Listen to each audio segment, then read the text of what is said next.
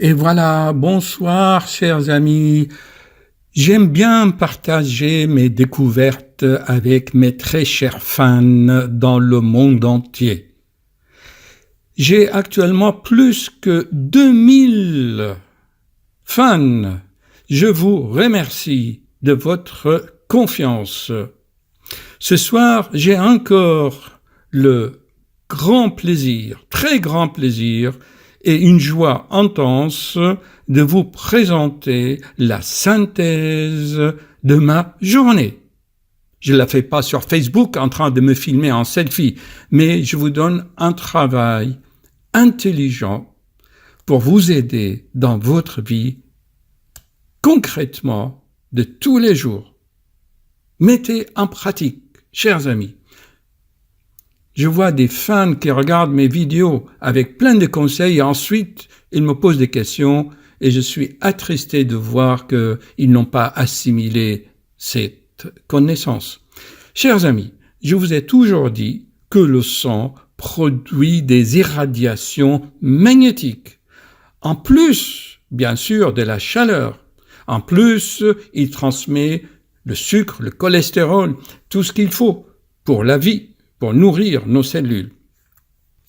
Et n'oubliez pas, je vous ai bien expliqué que le sang, c'est l'interface entre le corps et notre noyau magnétique, notre germe d'esprit, notre âme qui se trouve dans le plexus solaire. Admirez, chers amis, la circulation et voyez, en observant cette vidéo, le reflet des lois de la vie. Ici, on voit deux lois. La loi du mouvement, l'être humain doit bouger. S'il ne bouge pas, son sang devient comme un marécage et les crapauds, les caillots se forment, les phlébites se forment et il peut mourir d'une embolie pulmonaire. Et ensuite, admirer la loi de donner et recevoir. C'est pour ça le cœur est le symbole de l'amour, parce que l'amour, c'est donner et recevoir d'une façon équitable. C'est la base d'une humanité nouvelle.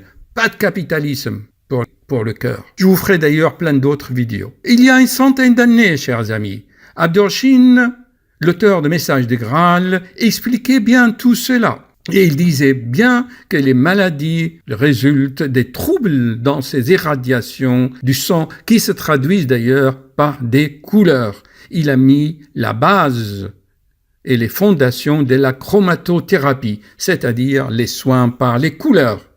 À l'époque, dans ces cercles, il y avait déjà des personnes qui avaient commencé à fabriquer des bracelets qui filtraient telle ou telle couleur pour soigner telle ou telle maladie, car ils voyaient les défects dans les irradiations des couleurs, dans l'aura de la personne. C'est la nouvelle médecine, la médecine holistique, énergétique.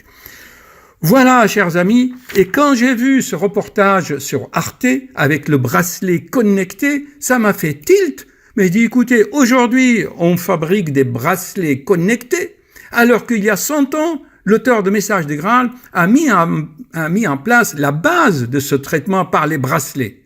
C'est incroyable, non? Et à la fin du reportage, elle vous parlera du vieillissement. Mais déjà, dans le sang, il y a tout ce qu'il faut. D'ailleurs, les chercheurs ont remarqué que si on transfuse à des vieillards fatigués, malades, si on leur transfusait du sang de jeunes de 20 ans, tout simplement, par une simple transfusion sanguine, eh bien, les personnes âgées retrouvent la vigueur et la jeunesse.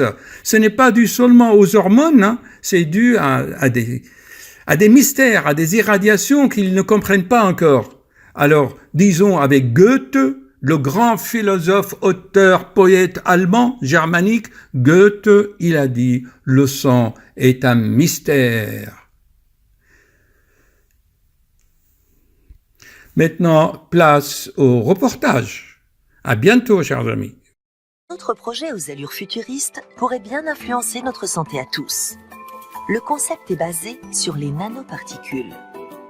Celles-ci se répandent dans la circulation sanguine et sont à peu près 2000 fois plus petites que nos globules rouges.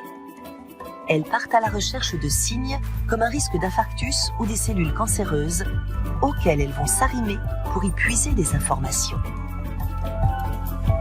Cheminant le long des veines, Ces particules arrivent à proximité du poignet où elles sont attirées par magnétisme vers un bracelet connecté.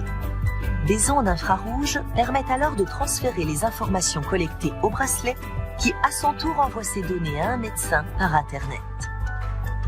Mais ce n'est pas tout. En collaboration avec plusieurs universités, Verily, entreprise de Google dédiée à la recherche, recueille des données génétiques et moléculaires. Ces chercheurs aimeraient savoir quels facteurs nous permettraient de vieillir en bonne santé. L'idée, c'est de devenir centenaire tout en restant en forme, sans pathologie comme le diabète ou le cancer.